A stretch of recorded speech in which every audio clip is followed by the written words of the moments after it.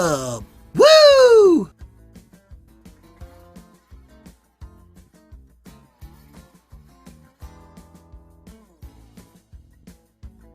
The Cardinal Cowboy show. We're in studio here with the doctor. Oh, well, I mean, well informed. I feel like when I double my knowledge when I talk to you. Councilman Mike Elam, District 3, St. Charles. Yep. A long history, actually, since 2013. You first ran as a councilman. Is that right, Mike? Yeah, Nancy Matheny was the council person for District 3, and Nancy had been there for 6 years. She relocated to another home which was outside of the district, so Nancy ended up having to step down, opened up her seat.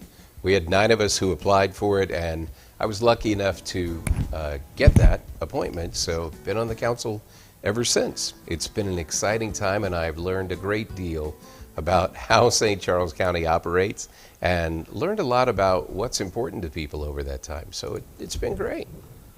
Well, you and I have a bit of a history. We'll talk a little bit about how we connected originally. I do a lot of running around in St. Louis, and I think you'd seen me at was it the cowbell run? Is that right? At the Mo Cowbell run, yeah. And you're the MC. And I'm just kind of doing my thing. My girlfriend, she loves to run. I love the fact that she loves to run. Gives her something exciting to do. She's always in good shape. And she shows up there, and I'm standing off to the side. And just about every time I go to one of the events somewhere, somebody picks up and says, "Oh, by the way, the Cardinal Cowboy's here." And I don't hide that. It's part of another opportunity for me to be in front of the audience and the crowd. And I appreciate you. You called me out right there. That was gave me a little shout out. And we all work together to help support the community. And that was my first interview. So I started asking. I said, they said, "That's Mike Elam. He's a councilman. He's an MC for big events and does lots of cool stuff. And he's doing the cowbell. And he also works for a great company in St. Charles area, St. Louis area. And you've great career in the industry. You've also done radio. So I did. Tell everybody a little bit about your background, and we'll tell everybody a little bit more about the topics here we've talked about. Election and some COVID, some restaurant issues. And I want you to know who you're listening to, ladies and gentlemen, because Mike has the inside scoop on a lot of that stuff here. Well, I was in media for a number of years. Started in high school. I wanted to be the next Jack Buck. That was the career path that we were on our way. Right. Took a turn along the way and spent 20 years behind a microphone, and then moved into media sales and left radio, got into cable, had a great career on that side and managing a sales team for Charter, and left that and got the opportunity to do something completely different and moved into the timing world. So now I'm the director of North American sales for Masterclock, which is a fantastic company that was actually started in the owner's garage here in St. Charles. And we've been around for, this is our 26th year. We sell timing devices to 108 countries around the world. And it all happens here in St. Charles County. As a matter of fact, you have NASA and a number of other companies who do launches from going up to the space shuttle and a number of other launches. They use our countdown system. That's all manufactured here in St. Charles County. It's amazing the things that I've found out, and we'll get into the whole councilman stuff here in a little bit, but I've been out here since 1992. My wife's from Maryland Heights, go Pattonville Pirates, but I'm from Northwest Arkansas. So I relocated up here in '89, worked with her brother in radio, and I needed a haircut, and she's a hairstylist, so it was a match made in heaven. I had a whole lot more hair back then. It's kind of sad when you look at a monitor and you realize how much hair you don't have anymore, but moved her out to St. Charles in 1992 and just found a home. But I thought I was involved and been Rotary out here and been involved in 3 different chambers of commerce and a lot of other activities with Barnes Jewish Foundation Board that I was involved in, and the Businessman's Prayer Breakfast, which happens every year. We have 850 folks who come together for a prayer breakfast here in St. Charles once a year. It's a fantastic event. I thought I knew a lot that was going on. Man, I am surprised every day at little industries that are happening in our community that no one knows about, that are just fantastic companies.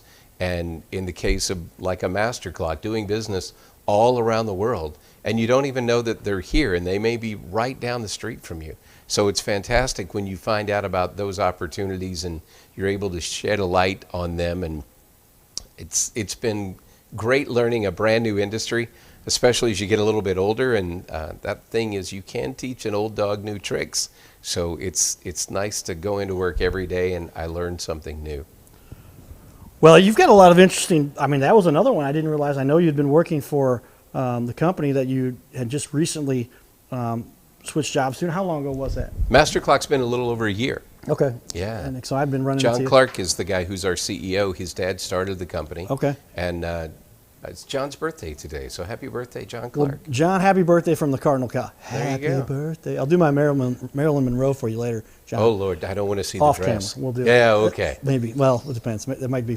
It'll get some attention. It may not be Oh, fun, that's but true. It I've will get you learned. noticed. I've learned. So yeah, I mean, St. Charles has a historic background that a lot of people don't realize. We had the county executive on. Steve Elam, Steve Elam was on the Cowboy Judge show, and we always have excitement.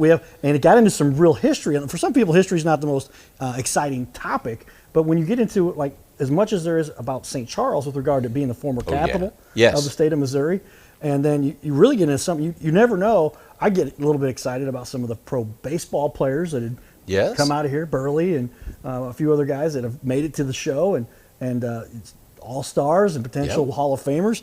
I mean, it really gets to be interesting how much history and just overall excitement St. Charles brings. Give me an estimate of the population. Are we up to over 430,000 now? Is it a ballpark? We're a little over 400,000. We'll find out. The census will be done a little bit later on this year. I'm going to guess around 420 is probably where we sit. But it's interesting when you talk about, if you ever want to have a history discussion, just invite Steve Elam. You will have a history. You know, before Steve was a judge and a senator and a representative, he was a history teacher. Right. And that's where he started. And I actually got the opportunity a few years ago. He wrote a documentary of the history of the Civil War in St. Charles County. And I had the opportunity to narrate that for him. And that was really interesting. I mean, so we'll talk a little bit later, I'm sure, about the election and things like that. But they say the country has never been more divided. Well, back at the Civil War, St. Charles County was hugely divided from the standpoint of the Union troops got off at the St. Charles riverfront, off of the Missouri River, to folks waving flags and cheering them on. They started marching west, and by the time they got to Cottleville, Southern sympathizers were picking them off from the trees one by one as they marched. So St. Charles County was divided over the Civil War way back then. So division, I guess, is just a part of our history. But hopefully we're seeing a little less division as we move forward, and we find a little easier ways to work together. Well, that is so true of history. A lot of people do get pretty frustrated, worked up, excited about, oh my gosh, the intense nature of what we have here in our current environment, and it's startling for a lot of people. We recently the event up at the United States Capitol, and a lot of people were very frustrated about that. Now they're starting to actually dig up. It was interesting. The one, I don't publicly take sides unless I've got a counterpart. Sometimes we've got a Democrat in the seat, so then I take on the role of the Republican. Sometimes we have a Republican in the seat, so I'll give the side of on the Democrat a little bit, just kind of share the perspective, the different perspectives. But and take this however you want, but the Democrats went pretty quickly to impeach the president again. I'd say so. 8 hours is pretty good. 8 hours after the event happened, and with that, now there's a whole lot of information surfacing, and I'm one that just kind of it tends to say, as I get older here, I'm a lot older than you, Mike, but at least I look that way. But the truth is, get the data, get the information. And it's really hard to get all the information in 8 hours with some kind of an event at that scale, with that kind of background going on. And so now they're finding there were plans that were made to do this, and from groups that are opposite of those. And so they're really beginning to figure this thing out. So I think that kind of is another stain, another part of our history. It's the first president to be technically, is that an impeachment, or is that the first part of the impeachment? Because he's been impeached twice by the House. Full impeachment to be actually removed from office is the Senate has to then prosecute the trial, if they will. But anyway, just people think this is the first time in the history of the United States these kinds of things have happened. Now, in that particular instance, 2 impeachments, first time. Right. But impeachments, division, misunderstanding, different perspectives, that's the part of human nature. That goes to the history of humanity, but we came across here, a few of our ancestors came across on boats and other ways they got here, and now they come over on planes, but or however, sometimes still by boats. But this country still has the atmosphere, I believe, to provide that perspective. What's gone most wildly, if you will, is just you have complete crazy ideas on one end, and it's represented. It's hard to differentiate, I think, sometimes. That looks like that was the actual person talking about. There's a video, for instance, of Bill Gates, supposedly, talking 15 years ago about how they want to control the world, and they can essentially mind control people if they can insert certain enzymes and chromosomes and whatever vaccines into people, and everybody's going, that's Bill Gates. I'm going, it kind of got that kind of voice I got. Hi, my name is Bill Gates, and I'd like to let everybody know that. So it kind of sounds like Bert or Ernie.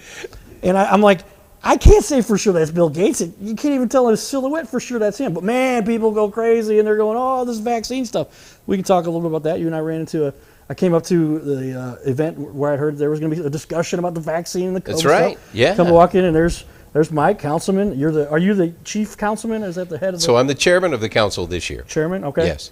Talk Every year we vote for a new chairman, and I was lucky enough for 2021 for the council voted me to be chair. And Judge Nancy Schneider, well, former judge, Nancy is the vice chair for this year. Okay. So talk a little bit about what's it like being a councilman and some of the stuff you've dealt with, especially related to the election and COVID. And So what's interesting is I had never been in politics before. I'd always been interested and been involved and helped out certain campaigns and things like that, but I had never really run for office. And I had a conversation with some folks about, where should I start? Where's a good place to get your feet wet in this? And county councilman is not a spot that I ever really thought about. But it turns out a lot of things that affect your daily life, how you live day in and day out, happens at the municipal level, whether it's your city or whether it's your county. And people get all excited about pro-choice, pro-life, Second Amendment, things like that. They're all the, what I refer to as the sexy issues, right? People get very excited about those things. But how your neighborhood goes and how your schools go and really how your day in and day out life goes is determined by things that happen at your local level that people, quite frankly, just don't pay attention to. And I've learned a lot since I've been a councilman about what's important to people, that some things I never really thought were important to people. I've learned a lot about planning and zoning. And you can really mess up an area if planning and zoning does not do its job well. You can completely change the way your community looks if planning and zoning does a poor job. But I generally try to say, if you want to know if a community's good, look at its schools. Because the better the schools go, the better the community around it tends to be. It will spiral up or spiral down depending on how your schools are. And in St. Charles County, we are really blessed that we have some great schools. I'm a Fort Zumwalt guy. My kids all went to Fort Zumwalt West, so I'm a big fan of Dr. Bernie DeBray. He's been in the school district forever, it seems, but we're blessed to have a guy like that who has been there, seen that. He knows what's going on. Wentzville is experiencing what Zumwalt was experiencing 10 years ago, and Wentzville is exploding. And Dr. Curtis Kane out there has his hands full in trying to figure it out, but he's lucky from the standpoint that he has a Dr. DeBray who has been through building schools while you're in trailers and things like that, and trying to educate your students wherever you can put them. So they've been really good in working together and helping each other out. The biggest thing that I've found, because you generally hear politicians don't work well together, and the biggest surprise that I've had pleasantly is the St. Charles County mayors. We have a group of mayors from the city of St. Charles all the way out to the city of Wentzville our largest cities, our smaller cities, they've all come together to work for a common purpose. And the biggest thing that you find is the Page extension. If you want a good example of how that works, Page extension was never going to make it out to Highway 40 anytime soon. But our cities came together, gave back some federal funding that was due them. The county put together federal funds that we had, and we were able to go to MoDOT and do a cost-sharing program that got Page done. And nobody thought that was going to happen. And we did it on a design build, which was something that we hadn't done before either. And that's where everybody, you have 4 or 5 different companies who build highways. They submit their ideas, and then you take the best of all that, and you put it together and say, I like what you did, I like what you did, I like what you did, so we're going to combine all these together. You pay them for their ideas, but you have one contractor who builds the whole thing out.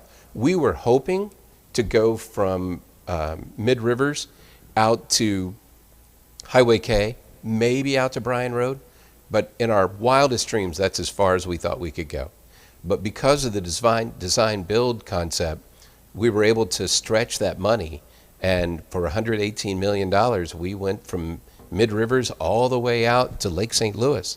Yeah. And man, that road has been the best road project I've ever seen. Just the way that people are able to move about our county now.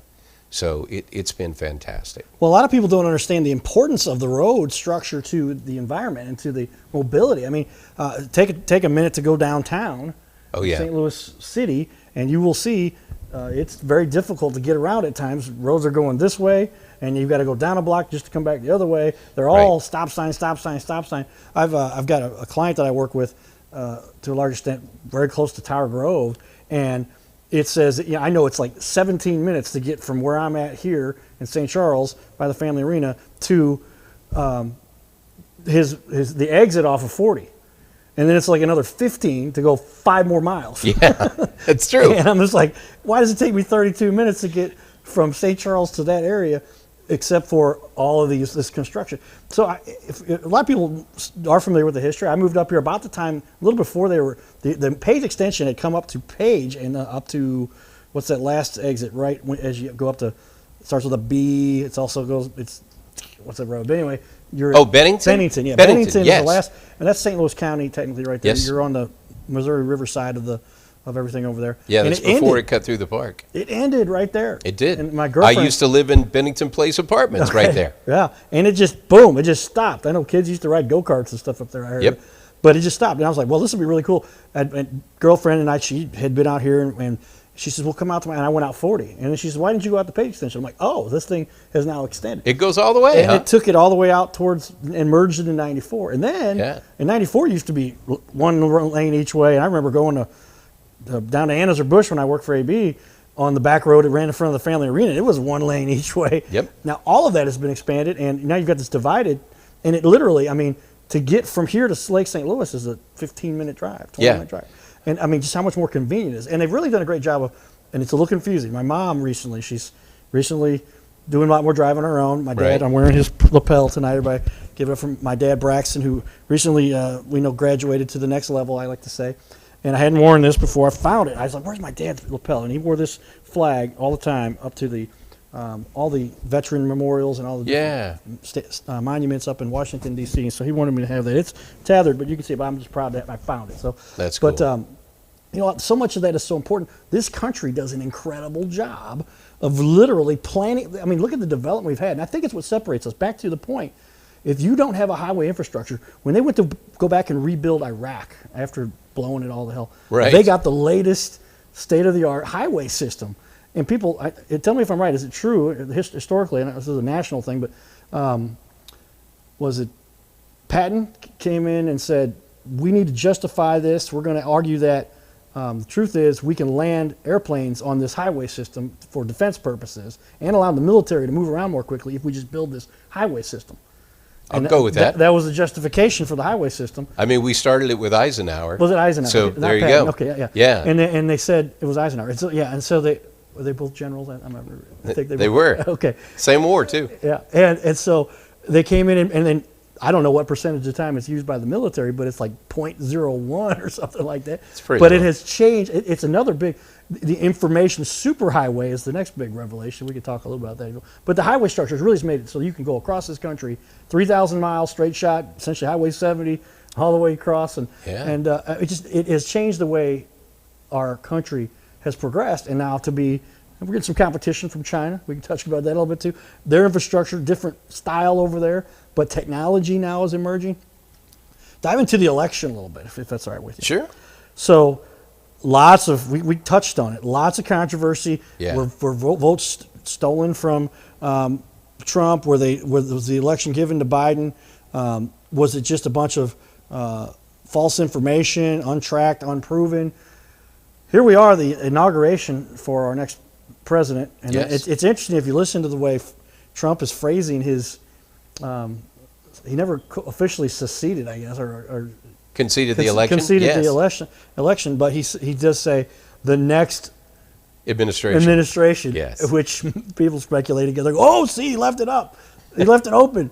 And he's talking about his new administration that's going to be with a new vice president and new cabinet and everything. Back to I don't know if you've heard this, he will actually be the 19th president of the United States of America as a republic, because in 1871, after I guess it was Revolutionary War, they had an agreement with London. They said, we're going to shut down this war, we're going to concede, but you are now a corporation of London. Had you heard this? I've heard this. Is this yes. conspiracy? Is this true? And so, where are we at with this mess, and what do you think is going to happen tomorrow? You know, so we were talking about this a little bit before, and maybe I'm naive. I definitely could be, or maybe I'm just a Pollyanna kind of person. I don't think anything's going to happen. I really don't. I mean, before the election happened, and we had gone through the summer of hell, basically, which was riots in the streets, mostly peaceful protests became a new phrase. Look, you're either peaceful or you're not peaceful. if you have to say mostly, then you're not peaceful. You had stores being looted, burned, small business people who are the backbone of our nation losing everything. I mean, a lot of those people who had those stores that people went in and burned and took everything, they used their home as collateral for that store. And they lost everything, and no one cared. But now, all of a sudden, everybody cares about peaceful protest. Or I guess if you use the same bar that you want to use all summer long, that was a mostly peaceful protest at the Capitol. It was horrible, and it was something we should never see again. But I would just love for people to be consistent in how you're going to judge these things. But if you go back to right before the election, we saw plywood going up over windows and businesses all around the country. They weren't doing it if Trump lost. They were doing it if Trump won. And if you remember, after the election happened and people started saying Joe Biden is the president-elect, you'll remember all the millions of Republicans who took to the streets and burned and looted. Oh yeah, that didn't happen, did it? No. So it didn't happen at all. I think that's what's going to happen tomorrow. Now this will play. It's on tape, so it's going to be here forever. I'm either going to be Nostradamus or I'm going to be an idiot. Or I could be both. Anything's possible. But I really don't think anything's going to happen. I heard that they removed 12 National Guard soldiers out of the 25,000 they have there because they had something in their background that made them nervous about giving them live ammunition and having them in close proximity to the inauguration. Now, this whole thing to me is just crazy. There's some things that you take risk from by being a free country. I'm not saying it's great, and I'm not saying you should just let people do whatever they want, but there is a price for freedom, and that is personal responsibility. And if people don't take personal responsibility, there's going to be problems.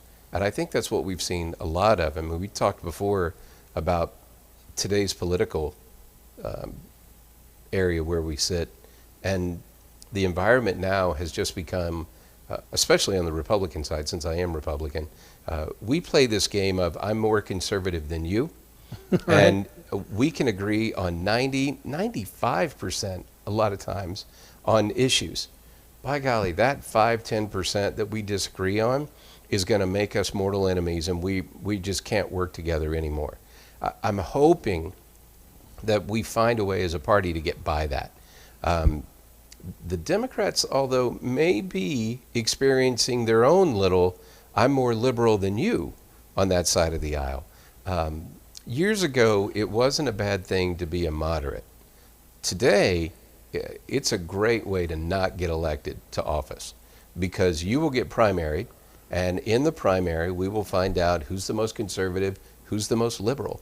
I mean, right now, you have a lot that's going to be pushing Chuck Schumer taking over the Senate, because AOC has openly said she's going to primary him, and she's going to run for Senate against him when that comes up, because she thinks he's old. And she did call him old. She said that he and Nancy Pelosi, their ideas, their time has come and gone, and they need to go away, and it's time to move on to new, younger leadership, which there's probably a lot to be said about that.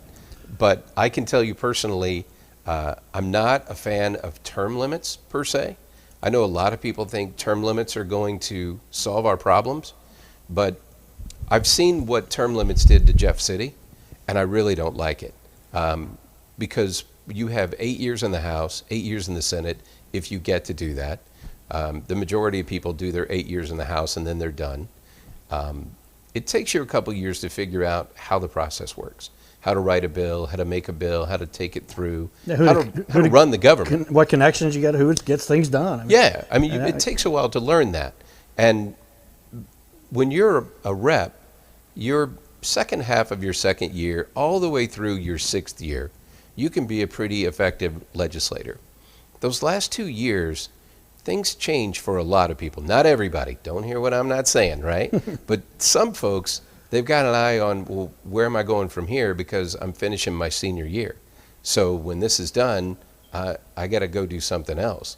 They're probably not going to make it to Senate, because there's only 32? Is that right? I believe there's 32. That make our senators.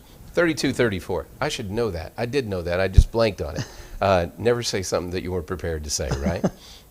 But if you see that kind of stuff that's going on, they're trying to figure out where you're going to end up after this. And the people who are left there day in and day out, they know how the process works, they know how to get a bill done, and they know everything that needs to be done, are the lobbyists. So the whole purpose of doing term limits is so you don't have those same people in there forever, and you get through this power structure that no one can seem to knock down. Well, what you did by doing these term limits and making them 8 years and 8 years is you made sure that the lobbyists have the most power than they've ever had, just because they know how things work.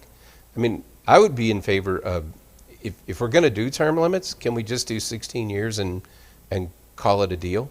Like right now, you can do 8 in the House and 8 in the Senate. Why don't we say you can do 16 total? Whether they're all 16 in the House or all 16 in the Senate, that's fine. And then you're out.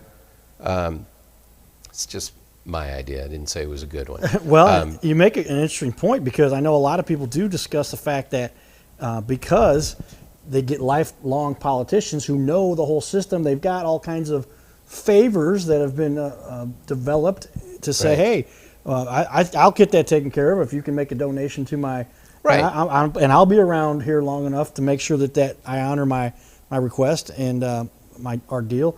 And that's where people get really frustrated with the other end of that. So I tried to find, I'm like, I think there's no real good reason for term limits as long as you feel as though people are properly represented. And then there's always going to be 50% of the population that disagrees with that, I guess, True. right? So but you've got Pelosi and you've got Schumer and you've got McConnell, and you go down the list, and there's some people that are lifelong, and they vote themselves very nice benefits and very nice pay. Well, I love the interview that Leslie Stahl did, which is a sentence I don't think I've ever said, by the way. But I love the interview that Leslie Stahl did with Nancy Pelosi, where she actually called out the Democratic leadership and said, well, to AOC's point, are you bringing along young people? And she said, yes, we are. I'm like, well, you're 80. The second in charge is 81. The third in charge is 80. If you're bringing along your young people, you're definitely not sticking them in leadership. So, I mean, I love my father. He's 88 years old. You know, he's a great guy, retired Southern Baptist minister, fantastic guy. I don't want him leading the country. You know, he should be enjoying his retirement and doing well. So I think there needs to be a changeover at some point, just because you need new ideas. You need fresh eyes for things to come in, says the politician who would like to be reelected, right? But it's one of those kind of things of, as soon as somebody gets elected, what's the first thing that they start looking at? And that is, how can they get reelected? And it's amazing that you see time and time again, people change. And the longer that you are in somewhere, especially a place like Washington, where if you talk about an echo chamber, man, Washington, D.C., people think differently there. And if you're there for a long period of time, you begin to think that's how everybody thinks. And once you get back home, you start realizing, you know, these flyover states were pretty good places to be. And it's good to get out of D.C. and get a little grounding every now and then. Well, you make a bunch of points there that I'd like to touch on. One, away. it strikes me the age issue, the consummate argument that, well, and on either side, Trump, 72? I think he's 74. 74, 70, I guess he was 69 and turned 70, now 74. So, yeah, and then now Biden coming in, and he is already 78. 78. Yeah. So you talk about somebody that should be well into retirement, may not be such an incentive for that, given the power he's got. If they're going to offer you the office, to be couple. Here's one thing that I haven't really discussed to too many people. Okay. Well, it's good to do it live in a cast like this. But and I'll say it in a way that hopefully is not offensive to anyone. But I mean, it's just kind of a point to be made. It was really interesting to me when I saw that essentially you had Senator Warren, right, Sanders, Buttigieg, and Blomberg, along with Biden. Right? Did I name the core guys that were left there? And Kamala Harris. Yeah. And I think she dropped out a little bit early. She did. And then you get into those four core guys, along with Warren, and I'm going, so they're all pretty fired up. They all think they should be the guy to take this. And all at once, they all dropped out. It's like they had gotten the secret message. And they said, hey, let me explain to you all what's about to go down here. They got the James Clyburn message is what they got when they got to North Carolina. And what was that? I mean, it was essentially they just go, well, then we're going to bow out right now and make sure Biden's the guy. And boy, Biden, God bless your heart. We feel sorry for you because we know what all now is supposed to happen. Maybe, and that part hasn't happened yet. I don't know what it's going to be. But, I mean, this is bizarre. And that to me was the most, looking back going, wow. Right. What did they just coincide on and agree on was going to go on here? Anything you notice with regard to that? And it ties into, he's the 78-year-old guy who's already ready to, said, I'm only going to do one term. And some people think he will. He even mentioned in a video where he said, if there becomes a disagreement with my leadership, and I'm talking to Kamala, and I'll just suddenly feel as though I've got an illness, and I will step aside. And he literally said that. And I've missed that. And I'm just like, oh, wow, I guess that's kind of how it works, without it making it obvious. What are your thoughts about some of that stuff, Mike? So, you know, there are these groups that, a lot of people, back to Mike's naive, right? There are people who probably know about these, but have you heard these groups called Deadpools? I've heard of the movie. I don't know. So it's completely different. Okay. So it's a group of people who they get together and they place bets on who's going to die this year. Oh, wow. And if your person dies, you win money, right? Everybody kicks in and you bet, like, who's going to die? Michael Jackson, Elvis, whatever, right? So who's going to die? And if they die, then you win money that year. I am amazed to hear that a lot of people have money on Joe Biden not making the year.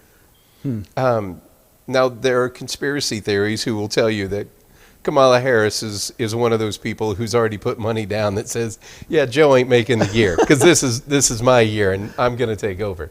But which would be a horrible thing, by the way. But that's a whole other discussion. I'm I'm always amazed that you see people do some things and make some decisions that you go, what are you thinking? And I get his dream was to be president of the United States. I mean, he started running for president of the United States in the 80s. Right. He lost in the 80s. He lost in the 90s. He won this year because he ran up against somebody that a lot of people just didn't like, and he could get people motivated not to vote for him, but to vote against the guy who was currently there. So that's kind of what put him over the top, I think. But why you would want to be president of the United States when you're 78 years old is just beyond me. If you look at presidents throughout the years, look at what they look like on Inauguration Day, and then look at what they look like 4 years later. That job just ages you.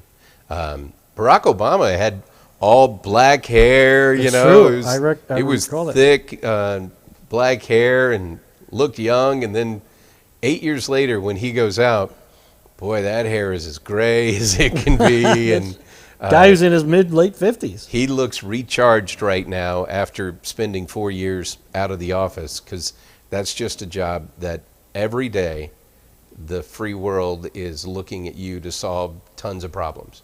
And that's just amazing to feel that weight every day when you get up and know, for all my waking hours, everyone's looking at me to make all these huge decisions that are going to affect millions, if not billions, of people's lives. And that's going to weigh on you. At 78, man, I don't know why you would want that responsibility, but God bless him, that's how he goes. I will tell you one thing, I hope Joe Biden is a very successful president. And I say that because he's the president of our country, and I don't want my country to go to hell in a handbasket. I don't know how he's going to be successful based on what he's saying and the programs that he's pushing forward. I don't see how that's going to make us better, but I am Republican, I am conservative, and I think a lot of the things that Donald Trump did were fantastic. And I think the proof was in the pudding when you look at, St. Charles County at one point got down to 2.3% unemployment in our county. At that point, people who didn't want a job had a job. You had people who said, I don't really want to work, but they're paying me $13 an hour and I really don't have to do anything. I'll go do this for a little while.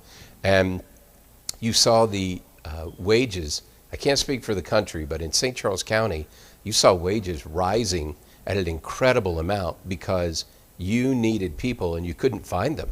So the only way that you were going to get people was to go steal them from somewhere else, and you had to offer more money than what they were paying. So everybody was offering much more than minimum wage. It was fantastic, and it's how it is supposed to work in a free market society. You know, those businesses and how the market moves should determine the amount of money that you make.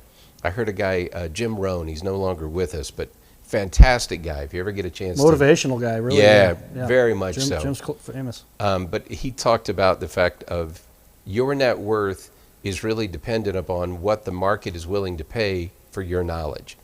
And it doesn't matter where you went to college, if you went to college at all. It really matters on what are you able to bring to the marketplace that the marketplace finds value in. And if you're able to bring more than other people, you make more. And that's kind of how it goes. And God bless those entrepreneurs who are willing to put everything on the line and get out there and start a small business and create those jobs and create those opportunities. I was probably one of the only people in the St. Louis metropolitan area when Amazon said, we're looking for a second worldwide headquarters. And I said, please, God, don't put it here. Why would that be? Well, so you were looking at over 50,000 jobs that were going to come with that, right? And well-paying jobs, which would be great as long as the company survives. But companies have a way of having these life cycles, and you're great for a while, but somebody eventually is going to come up with a better mousetrap. And when they do, if your community is so tied to that one company, then as that company goes, so goes your community. And if they go away, so does your community. Look at what happened in North County when the Ford dealership went away. Look at what happened down in South County, in Fenton, when Chrysler closed and went away. Yep, I grew up there. Those Lots of jobs, people's Those are houses. body blows that you just sometimes can't come back from. And there's towns, I won't say cities really, but there's towns all across America that they basically sold out to that particular company, and everybody worked there. And if that company goes down, so does that community. I was much more supportive of Amazon putting that warehouse here in St. Peter's. I love the warehouse, because if Amazon went out of business tomorrow, there's another company that can use that warehouse. And that warehouse has a lot of good paying jobs. They've got good benefits. It's a good company. We're tied in here. I'm really happy about that. But I think your community grows long term by helping small business owners grow, develop, give them the resources that they need, and then help small business become medium business, become large business. Grow organically within your community. We are so blessed to have the Economic Development Center of St. Charles County here. They set a record for the most 504 loans, small business loans, in the state of Missouri. They did them here in St. Charles County. They may have even done it for the country, but I don't want to go out on that limb without verifying that. But Scott Drochnick went back to the EDC this past year, and man, he's doing a great job. He's got a fantastic team, and they do so much to support our small business. If you're a small business owner and you need support, you need to reach out to the EDC. If they don't have the tools there to help you, EDC is an acronym for what? Economic Development Center Right, that's of okay. St. Charles County. Yeah, They're and that's, right is there. that over here off of They're Mid Rivers. Mid Rivers Mall? That's right. Yeah, so they're on Mid Rivers Mall Drive, just down from the community college. And Right. fantastic place. They've got, if they don't have the tools there to help you, they can connect you to the tools that are there. And there are a ton of tools for small businesses, but in my mind, St. Charles County has become the county that we are in large part to these small business owners. And those are the people that we need to do everything we can to take care of. A couple of issues come to mind. I just get alerts on my phone. And This just in. And this just in. I'm reminded now that we do have a lot of new technology these days. You've heard about this thing. It's called social media. I've heard of that. Have you seen this thing yet? It's rather interesting the way it's kind of taken. When I was a kid, I'm dating myself now, but no such thing. I had a 600 baud. My dad got me in the computer thing. Look at you. In case of professional baseball. TRS 80 or whatever from Radio Shack. Radio Shack, yeah. Yep. And we had, oh boy, I had, what was the baseball game? You could play, okay, but I programmed a little bit and got all these games. And it's a step above Pong. Yeah, right. Now they've got 3D stuff. You can't tell if it's the real game or if it's a virtual game. I know. Amazing. But back to the social media component of all this, and it's a great platform for communication. It is. What are your feelings about the fact that literally the President of the United States has been shut off from using social media? Should communications entities, platforms like Facebook, Twitter, Instagram be allowed to arbitrate, not necessarily arbitrary, but their perspective, say, you're cut off? Jack Dorsey, native St. Louisan. Yeah. I know people that went to high school with him. Okay. Who'd you go to high school with? It's St. Louis. Somebody who went to high Right. school with somebody who went to Jack Dorsey. That's it. I mean, you talk about an impactful way to, and now you're going, why would they do such things? There must be something else going on. Or they just have so much power that's being kind of unregulated. And now they've got, what is it, Rule 203 or whatever that rule is that says they're a platform. They're not responsible for anybody else's comments. Well, they were supposed to be, they were a billboard. Okay. Right? Right, yes. That's basically that's where they got that whole protection, is they said, no, we're just a billboard. People come along and they put their stuff up and you can see what they have, and it's an open platform like that. But now they're picking winners and losers. That's not a billboard, right? Right. But so here's me playing both sides of the fence, right? All right. Part of me says we've got what we've got because we decided to do it. As a society, we decided to do it. My niece is 25 years old, and years ago I was joking with her, and I said, Kelsey, as you look back in your life, you're never going to miss a day because your entire life is documented. Every day I would see her, taking pictures here or there. My daughter's 18, and I used to make fun of her with the whole duck lip thing. I don't get the whole duck lip I do photo that. thing. I call it the Brad Pitt. I'll give everybody a quick demo here, but it's effectively when you make this face. Yeah. Okay. Yeah, you got to do the one eye where you kind of wink a little bit too. But this is the Brad Pitt.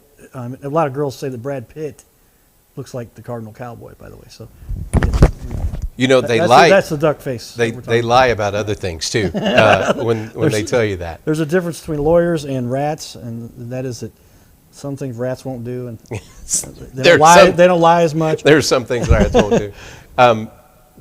But I think as a society, we've decided to pass this along, and we've decided to share everything. You put all your personal information out there. You decided to do all this. We let them run all their competitors out of business, and they ended up with all of this knowledge.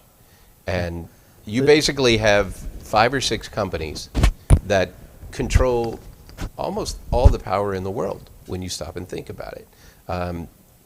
You know, you had the whole narrative for 4 years, Russia, Russia, Russia, right? Marsha, Marsha, Marsha. Russia, Russia, Russia is all the Democrats said for 4 years. It really, if you stop and think about, well, they said that Russia manipulated the election in 2016 because they did all this stuff where? On social media. Okay, so you talked about how these people used a tool that we freely make available to everyone, and now you want to turn around and blame them. You're not going to blame the tool that they used. Well, the tool that they used allowed them to do all this stuff, right? All of a sudden, we're coming back to the other side of it, and they're going, now we've decided that tool's a really great thing because I can squelch your speech. Anytime that you lose free speech, it's bad. I don't really have as much of an issue with Twitter doing what they're doing because they're an independent company, right? What I have a problem is the fact that we haven't found an alternative to that everybody's willing to go with, right? If you don't like Twitter, get off of Twitter. If you get off of Twitter, and I did, I deleted my Twitter account. As soon as they said, we're shutting down the president forever, boom, I blew up my Twitter account and said, I'm out, right? So I'm like a bunch of other people, I jumped to Parler. Now, we did have an alternative. We did have an so alternative. Let's talk about what happened there. So that's where I'm saying I'm playing both sides of the fence here, right? I believe we have a free market, and I believe you need to let the free market work. And you need to have people make choices, and you need to give them choices to make. What Amazon did to Parler was not free choices, right? Right. All of a sudden, they violated their terms. Yeah, no, they didn't. Because if that was really true, they would have shut down a whole lot more. Yeah, and that's where you go, well, then maybe Facebook does not host on Amazon servers, so they don't have control of that. But how many other examples were there? And if there's one precedent to be set that Amazon can do this to Parler, then we can't apply this more than just one place. Yeah, so whether it's Parler or whether it's MeWe or whether it's who, we're going to go from here, right?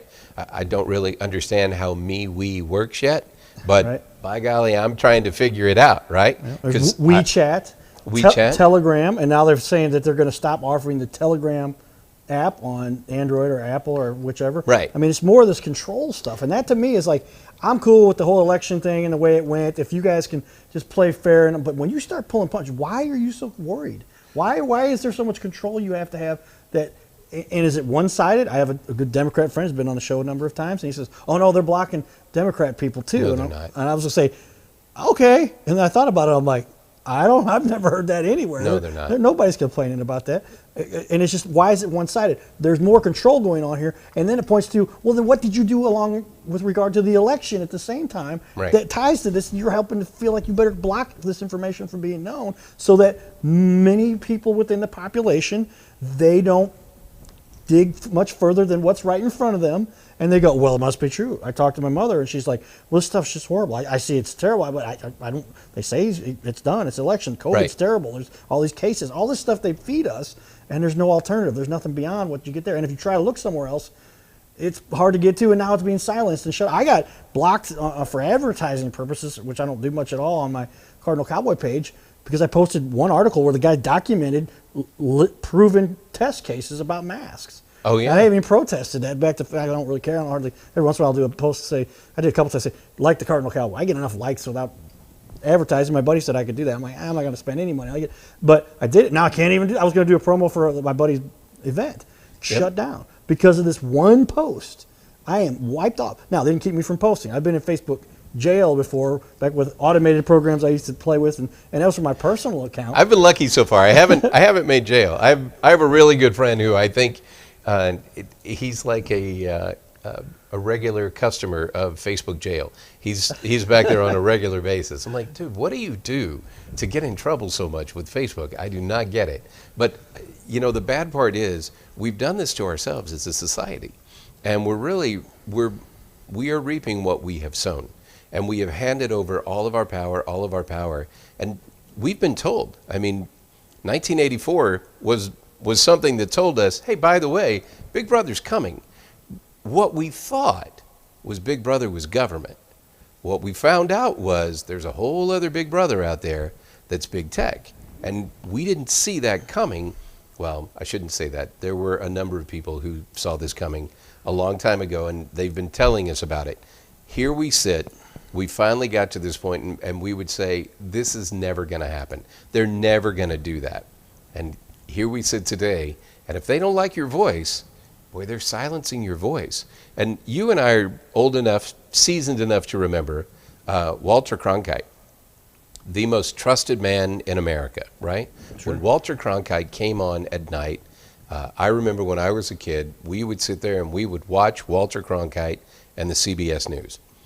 I did not know if Walter Cronkite was a Democrat, a Republican, or had any feelings about politics whatsoever. Tell me a big anchor these days that you don't know what their politics are when you sit down and watch them, right? We've lost all trust in the media. We were talking about earlier with local media, and people have changed so much, we don't even know who the local people are anymore. There's a reason for that, right? We've decided that we're not going to get our news from local news sources. We're going to get our news from social media sources. As a society, collectively, we made that call. And like you were talking about, I saw it on Facebook. It's got to be true, right? This has got to be the way things are. We've taken that to be our new information superhighway for all things. And that's dangerous, because now, to where you used to have CBS and NBC and ABC, and they would compete to give you news, and you would have to go back and forth to find out who's my most trusted source. Well, we kind of flushed all that and said, I'm going to get all my news from one source. When you get all your news from one source, you get one source. One source. And if that source decides to shut you down, or if they decide to filter the type of information that you're going to get, brother, you're in trouble. But that's what we've done. It's going to be painful for a while. And we're just going to have to bite the bullet. And you're going to have to say, if you don't like the way Twitter is doing things, if you don't like the way Facebook is doing things, if you don't like the way insert social media here is doing things, you're going to have to bite the bullet and get off. Because if you say, hey, this sucks, and you keep doing it, guess what's going to change? Nothing. I mean, if they don't feel the pain. Now, Twitter, when they banned the president the next day, I don't know if you saw, but they lost 30% of their market share. $51 billion, 31%. Yeah. $51 billion, which I don't know what their market cap is. That used to be a lot of money, say, right? $51 billion like used to be a lot of money. Of the revenue? Was it a 30% drop? It was a 30% so drop. if they're at $150 billion, that's a good chunk. It's a lot of money, right? But the question is, was that a one-day thing, or is that a from this point going forward thing? A few questions and points that tell me your perspective on, but number one, why? Let me reflect. I have a master's degree. A lot of people go, "Whoa, how did that happen?" But yes, I believe it or not, after going through my coma, I said, "No, I'm staying in school." I graduated on time. Okay. Shouldn't have been going to school according to the doctors, but I was bent, and I said, "Oh man, my buddy dropped out for way less, and I'm not dropping out because some drunk driver hit us and killed a buddy of my car, driver of our car." Wow. And that's the story. And baseball, I believe, got me through my coma, and so I pulled the ventilator out of my throat on the 7th day. I rose. Wow. That's the standard. We explained to people, if you're really good, you can do it in 3. It took me 7. Not quite there yet.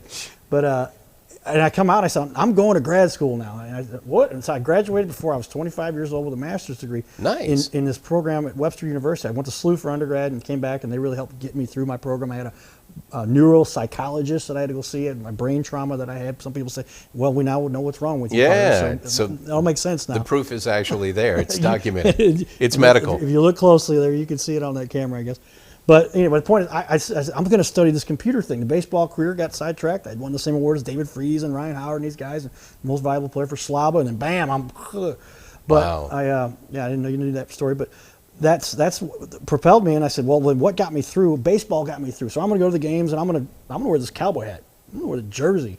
What the hell? I should have been wearing the pants out there on the field. I'm going to wear pants to the game.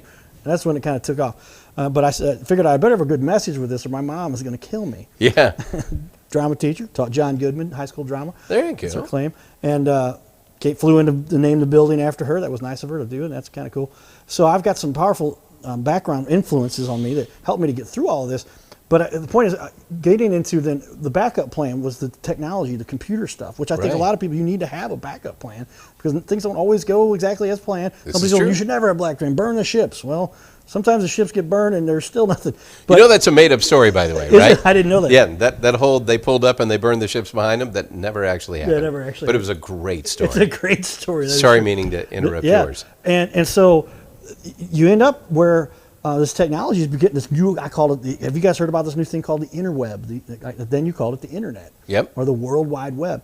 And I just wrote all my thesis about how the internet was going to change the way the world functioned. I went down to just about every discipline. I talked about the history, I talked about business, I talked about culture, I talked about economics, I talked about politics. And It's I said, true. this is going to, and I guess culture is kind of where we fit in with how do we communicate now. And until you just said that, I never put together, I don't think I made the point, but it was essentially part of what I was saying. It's going to take over everything. Right. And what angle? And it really is what you said. It was the corporations came in and said, we want to run our technology. You political people are going to do what we say. Right. We've made enough money off of this to say, just do what we say. Some people argue. And then now you've got these technocracies that are running everything out of Silicon Valley, and there's nothing really to stop them. And when they want to take a competitor out, like Parler, they just take you. They do. Just poof, poof, you're off, and just poof, they're gone. Well, and I think the sad thing is that that's only the first step that you've seen. I think you're going to see this happen a lot more. Well, and that's where I get to where are we at within our world at this point? That's a pretty dramatic change fairly quickly. Very quickly. With regard to, I mean, the technology kind of emerged. Facebook started in 2004, I think 2002, and then really Right. big in 2004. So you're not even 16 years, 17 years later, and now we depend on this thing. It controls our. They talk about with the data they have and how much information they can pull and why we tell them our favorite color and our favorite restaurant and our favorite underwear and everything we know and love. They know what to sell us and where to push us and what buttons to push. They do. And so the control they have with regard to what they put in front of us can influence the way you feel that day. And they put the right things into. And so I'm going, wow, these conspiracies that they're talking about, and this is going off the chain, and these guys did this, and it's unbelievable, and they stole this whole thing from Trump. But wait a minute, maybe it's all just made up. Maybe the whole thing is actually fabricated. Maybe these things didn't really happen. I'm going, the evidence wouldn't prove that. But they would prove the evidence if they could. But they weren't allowed to prove the evidence. And it's just as if they're trying to create this conflict between us. And they argue that humans generate a whole lot of revenue for the really rich people as long as we're fighting with each other, right? Right. Destructing things, got to reconstruct, got to keep new people coming to take over, new opportunity. They wait till the market drops. Those guys, it doesn't bother them. They wait till the market drops and they let everybody sell down here, and then they go in and buy it at that point and build it back up again. I mean, how crazy There's is a lot of manipulation that goes on. But I think we're at a point where a lot of people in the country are saying, wow, how did we get here? And I think they're coming to terms with that right now. Once the election is finally finished, which some people would say it is finished, but I mean, once the new administration comes in and we kind of turn the page collectively, and tomorrow we'll find out how painful that page turning is going to be. I don't think it's going to be painful, and I hope I'm right, but we'll see. Once we turn that page, then we're going to see, as a society, have we had enough? Or are we willing to continue to give this away to these 5 or 6 corporations and say, go ahead and run my life and manipulate me as you will be?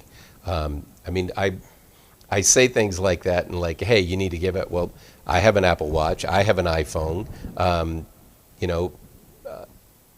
I have Apple TV in my house. I bought into the whole Steve Jobs Apple thing, and I did it. But I did it because it just works. When you put all these things together, they just work, and that's all I really wanted. Well, look at where Google has grown and how they've really taken over so much. Google controls everything that you search.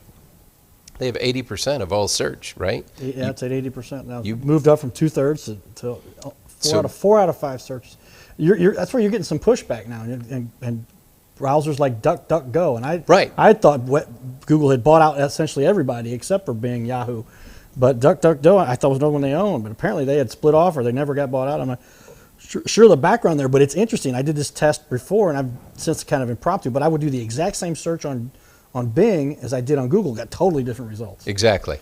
So they're controlling your information is the whole point of this. Right. And so whether it's Google or whether it's Facebook or whether it's Twitter or insert social media here, right?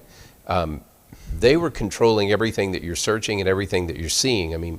Why do you only see 6% of your Facebook friends and see them on your news feed? Why don't you see more, right? So Facebook controls all of that. Well, Microsoft owns LinkedIn, right? Yep. So, bottom, yeah. So Microsoft now controls the LinkedIn portion of that. They also control Microsoft Office.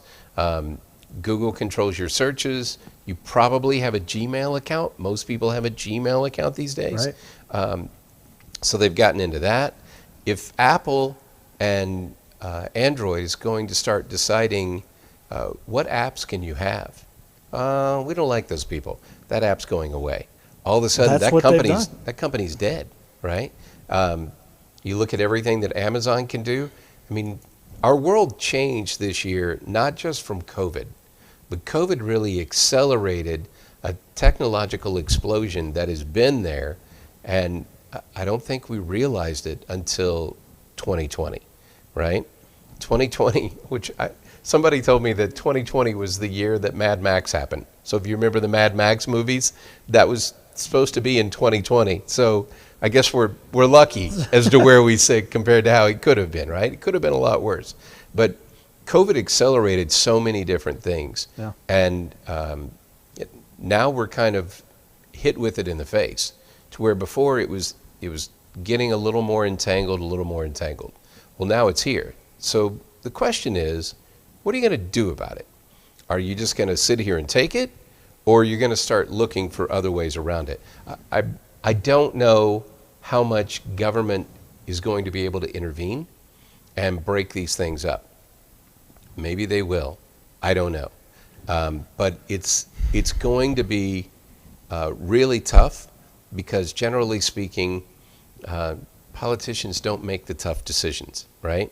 Especially when you're looking at 5 companies, 6 companies, I guess, who have a combined net worth, which is probably as much as 2/3 of the world when you put all their money together. I just completely made that stat up, right? Did you know that 60% of statistics are made up? I don't know if that's true. 90% of the time, things happen every time. That's true. Or 50%. There's yogiisms in there that there we is. Get into. Well, the path we're going down, and like I said, I have a perspective on this based on studying this back when I was, 1995 when I graduated with a master's degree in media communications, it was 98, college in 94, 1 year off. So we won't call you on it. Yeah, I was like, oh man, and that's 22 years ago now. This how long does technology take to develop to where it's at the level it's actually gone? Seems fairly quickly. We're not at the 2000s. You didn't have an iPhone until 2007. Yeah, right. That's. But now it's literally gotten into a situation. Here's where I think some people lose perspective, and maybe this will change. Maybe this is the way it will be. Maybe it's a good thing. But I would just say it like this, and hope they're not listening somewhere, and they're going to, depending on what they're. But bottom line is They're this. always listening. Well, yeah, it's everything's recorded. Listen to Dr. Corsi. He says everything's documented, and there's a bunch of stuff going to I happen. believe that. But there are people. I don't know a tremendous amount of people who are trying to sneak into China. No. And so from that perspective, and I know 8,000 that are trying to make it here from Honduras right now. and there's a group. And you saw them in Guatemala fighting, Well, trying to get here, and they believe they need to be here in the next 100 days. Or else it's the borders were shut down by Biden at that Well, point. they think he's that given Biden 100 days of they think Biden exoneration. has given them 100 days to make it here. At least that's what one of the people in the crowd said, that they believe they have to make it here in the next 100 days, and if we do, then Biden will let us in and he'll give us all jobs and all this stuff. and be citizens and exonerated. So China, I have friends who've done business in China, worked in China. Right. They deal with the Chinese environment, Right. and they say that you walk across the street as a jaywalking resident, or not even just visitor, whatever. It's all on camera. They know it, and they will send your ticket to you to your phone. Yeah, they have facial recognition Facial cameras. recognition that will do in that. the major cities. They have them all over And the they place. that's just part of the way. Big Brother in that case, that is Big Brother. 'cause That is there's not government. some private entity doing That's it. what we thought was going to happen here, right? Well, and is the that where we're headed? Well, I don't think you need government to do it. I think it's being done by big tech. And I think what we've seen is that big tech pretty much controls government. At least they seem to. So I remember. Either way, we're there. Yeah, we are there. I completely agree that we are there. People still want to sneak into the United States. You're talking about Honduras, and I know they're coming Right. up. They just got word that it sounds like Biden's going to be in office, so let's start heading up there. I know I have Right. friends in Honduras that I've met from taking some tours. I have a fraternity brother who lives in Guatemala City. Belize, and yeah, I mean, it's just I can understand why they would like to upgrade. Yeah, the to hurricanes to- have really decimated them down there. to the United States of America. And the work, I got to be friends with one of them, and I took us on a little boat tour, and I gave him cash, and it was like $40 was like $600 to him or something. And he took us out of the private seat all the way to the bottom because the marine life had not been yet destroyed by the oil wells or whatever yeah. we do there. And we connected on Facebook, and he would send me messages periodically. He says, "Hey, we're really struggling here. Can you spare $20? Can you spare?" And I would go back to him and say, well, let's talk about some business, and I'll talk about it. I don't like to encourage people to be dependent. Right. So I'd say, let's talk about ways you can earn this and develop your own skills and help. And literally, but they're just like, $20 could pay me for a month, or give my family food for 2 weeks. Yeah. And it's just the environment, the culture.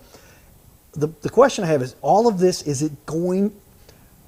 I like to believe that ultimately, as humans, we work these things out. We've had catastrophes. We've had major issues. The Dark Ages, if you start studying history, and how it was essentially a socialistic perspective. There were monarchies and there were peasants, and there was Right. nothing in between. And anytime that anybody produced anything that the king wanted, he just came down and took it. Right? Yep. It didn't distribute it very well either to the rest of the people. They talk about when you really get into socialism, nothing really ever gets distributed. I have a friend who gave an example. He's married now to a young lady who's from Russia, and they were over there, and he said, let me show you how this works in Russia. And they went to a restaurant, and nobody would wait on them because they all got paid the same, Right.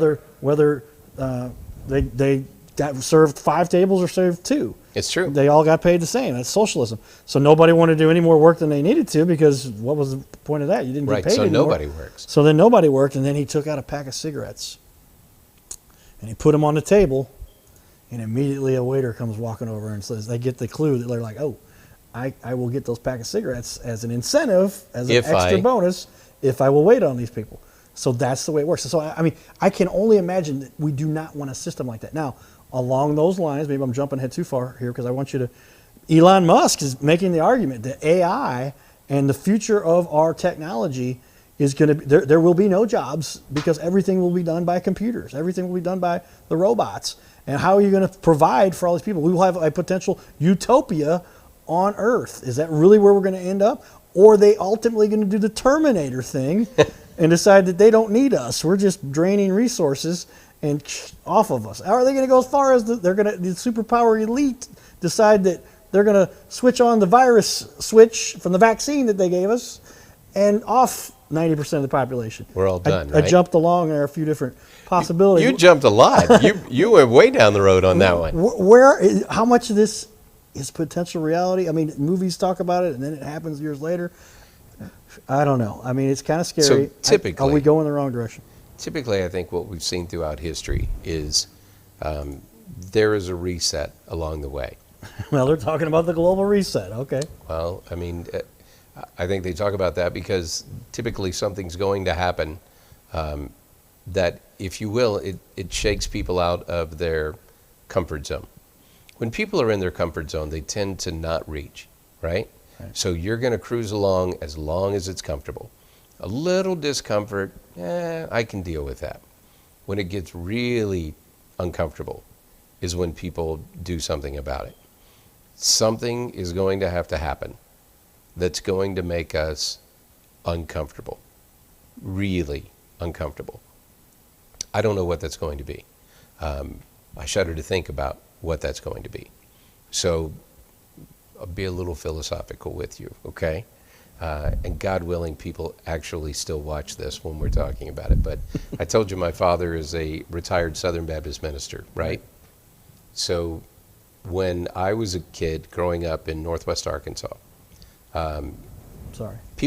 No, it was great to grow up there. I just have friends, we make jokes of our friends from Arkansas. I know. Arkansas is wonderful. In Arkansas, we make jokes of people in Mississippi. There had to be somebody at the bottom of the food chain, right? So it's like, we're not Mississippi. Yay!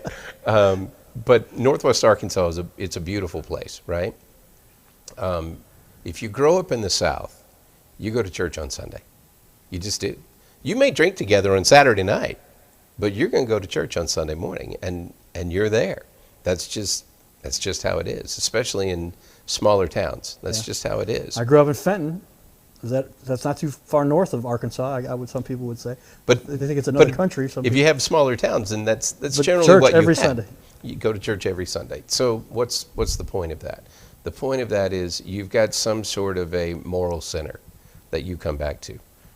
Center, not sinner, right? Yeah, so not a moral sinner. That would be something completely Many different. sinners. My dad would quote, rotten, hateful, evil sinners. So that's what we all were. He got a little put off with the well, I remember condemnation. Zig Ziglar used to talk about, he'd invite people to church and they'd say, I'm not going to that church. That church is full of hypocrites. And he said, that's not true. We got room for one more. Right. That's a great point. It was very true.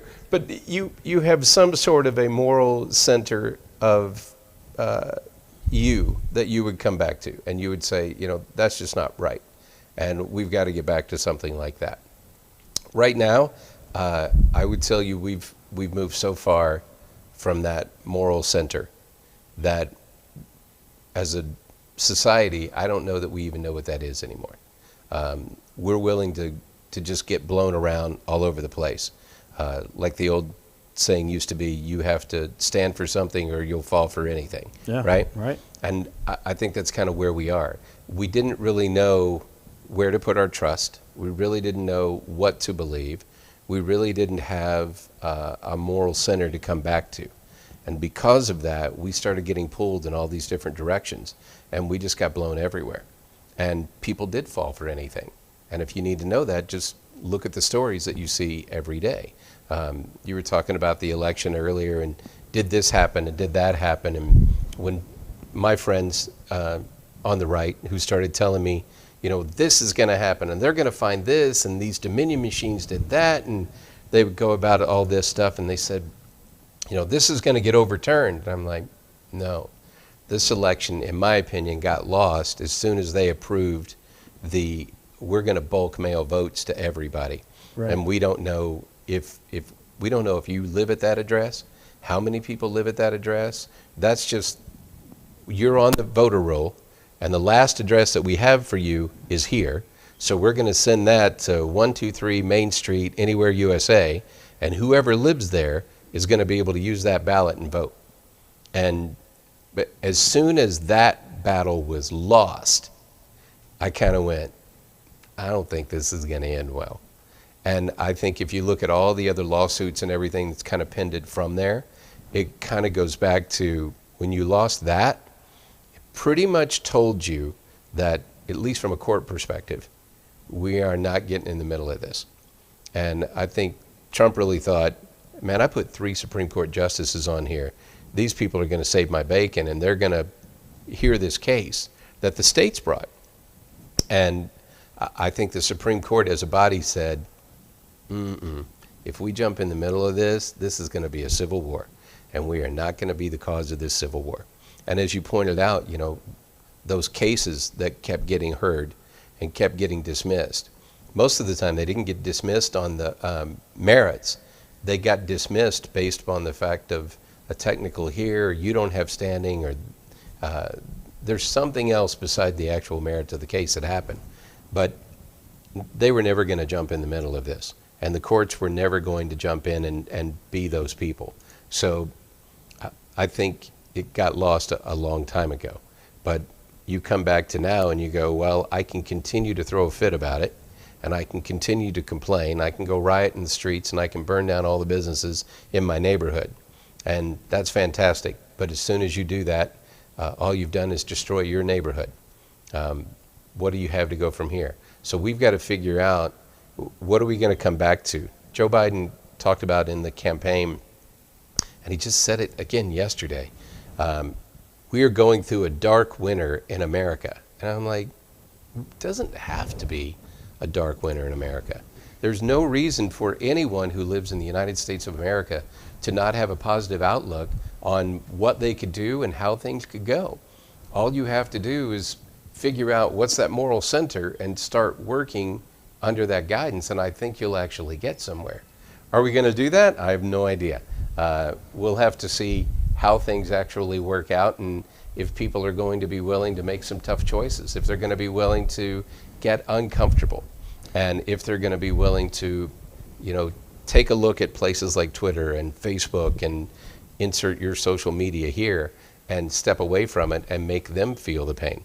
Because what's great about, not that this is good, but if there is a silver lining to corporations having this power over us, is these corporations can feel financial pain. And the one thing they respond to is financial pain. Our corporations just work on a quarterly basis. Right. So they could be going this way 100%. Boy, if that quarter goes bad, whoosh, you will watch them make a 180 quick turn, and they will go a different direction if they feel there's more money to be made in that direction. So you want to see Facebook, Twitter, Google, YouTube, insert whatever here. You want to see them change? Show them some competition. Support that competition. If somebody comes out and you're mad at Facebook, you don't like what they did, you're mad at Twitter, you don't like what they did, find a competitor and go support the heck out of it and be a messiah, man. Go spread that word. Get out there and bang the doors and let people know. I couldn't believe when Parler first started how many of my friends said, find me on Parler. I'm at blah, blah, blah, blah, blah. It was like, wow, what is this Parler thing? And where did that come from? And they basically almost shut down the servers. There were so many people moving there. So Parler looks like they're getting back up. They've got a new servers, new company, yep. New hosting company that they're going to be on with. So we'll find out. Are people really going to jump? Because if you do, then all of a sudden Jack's going to go, hey, I was making billions and I'm not now. And I really don't like that. And we'll see what happens with, people like Jeff Bezos, who suddenly is not the richest man in the world anymore. Now it's Elon Musk. It's like, and it's bounced back and forth a couple times since then, and it had a lot to do with Elon's couple revolutionary, battery life and a couple of. Cool. It's like, what happened? How did this guy it's blow like we're up almost in a going year? Backwards because people are working from home now. People are staying at their houses now. These car things, we're going to go back to getting into cars, but when a car can drive you there, now we've got a little bit of excitement. Mike, man, there's been a lot of talking. We've gone well over what I originally intended, but I don't want to stop anybody that's got great information. Well, I appreciate that. And share it's been a great conversation. I would just say I appreciate the opportunity that I've had over the last almost 8 years now. April will be 8 years that I've been on the council. I've had a fantastic time doing that. If anybody who's anywhere in America who watches this, hears this, God willing, they stayed this long. Wouldn't that be amazing? You should have something extra just for hanging on this long. But I want to encourage them to get involved in politics. I don't care where you are, but get involved and quit sitting on the sidelines and people tell you this is how things should be. No. You need to get involved. If you don't want to run for office, that's fine. Find somebody who you really like, somebody who you respect their ideas, and you think, man, I like what that gentleman, I like what that lady is saying. I could get behind them. Find ways to be supportive. In local elections, there's not a lot of money that's raised, but you win elections by going door to door and knocking on people's door and asking for their votes. And if you're willing to help that candidate that you believe in do that, that can be huge. But you got to get involved. You got to get off the sidelines. You got to get out there. You got to take a stand, and you got to start really getting your voice heard. Everybody's got a voice, right? Like every vote counts. Well, in this last election, we found out that was really true. Yeah, in some cases, literally. 10,000 votes was the difference for many states or less. The last two elections have been just razor thin. So you really do have a voice. You really do matter. Don't let anybody tell you that you don't. And you've got to get out there and get your voice heard, and you've got to get active in the process. And if you do, we will all be the better for it. Well, and that's a very important part of America that we still do get to enjoy here, because True. You are allowed to vote and you are allowed to express your opinion. You can many times say what you feel without too much retribution. There are times when people have said things and somebody didn't like it and they had control over their employment or perspective, and it's all right. You go somewhere else and somebody else did like what you said and they'll hire you. It's the joke of the American and the Russian who were talking about who has the most freedom.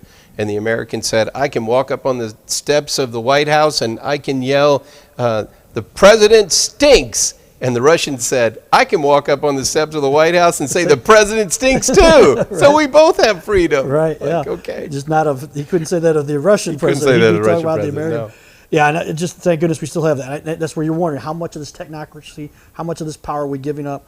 How much control are they really gaining? Are we going to make a shift to a culture and an environment more like China? Are they going to be forced to work together because these global economies, their economy is about 1/5 of ours. They're number 2. Our GDP is about 5 times theirs, but we have 1/5 as many people. So does that mean we're 25 times larger by ratio?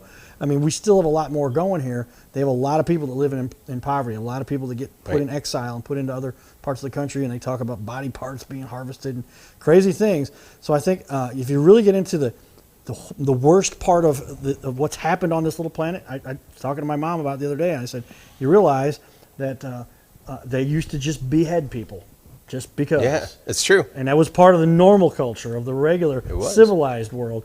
And they don't do that very often on this planet, hardly anywhere. They got these guys, they were doing jihad guys, but that got kind of Trump, a lot of people argue, took that away because he was in there to say, we're going to shut this down. We're not going to announce where we're going every time, like these military guys, like the presidents would do about their military stuff. Right. Like, oh yeah, by the way, we're going to be out of there in 2 months. Everybody be ready. So come back when we're out. But anyway, great stuff we've done in this country, whether you agree with one side or the other. Here we are, we still do have most of those freedoms. Is this ultimately going to work out better? It seems, when it comes down to it, things work out the way they're supposed to. Right. And as long as you're given, I would argue that if there is as much power given to these companies and government officials, if they start to take enough of it away, the argument my dad used to make was, once you give somebody a government subsidy, it's really difficult to take it away from them. It really is.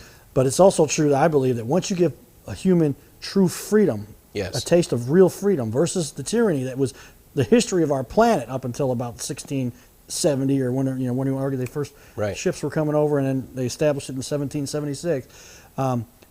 Real freedom that they died for. Now people, they do not want to give that up either. And I think that's a lot of what you're seeing with the people that are worried about that. And they see the leaders and they believe a lot of what's been put out there and they go, we can't allow this to happen. What is the truth? None of us know for sure 100% what the actual truth is. We were not there to see it. We hear secondhand accounts. We hear exaggerated stories about it. And it all has to work out one way or the other. Or, are we going to blow each other up? Are we going to hit nuclear bombs? Are we going to have a mass pandemic that's instituted by somebody that does control? You got to lighten up, man. Quit. There's a lot of wisdom in the fact of realizing what you can control and what you can't. And if you just realize there are a lot of things that are out of my control. I can worry about them all day long. I can destroy my health. I can destroy a good day, right? And I can make things really bad. But if you realize, here's what's in my scope to control today. And don't worry about tomorrow right now. Just worry about today. And if you realize this is what I can control and you focus on that, things are going to be a whole lot better. There's a lot of stuff that's going to take care of itself if you take care of that. But I'm always bothered when people start seeing all the negative things that are around them, because the more that you focus on that's negative, the more negative that tends to find you.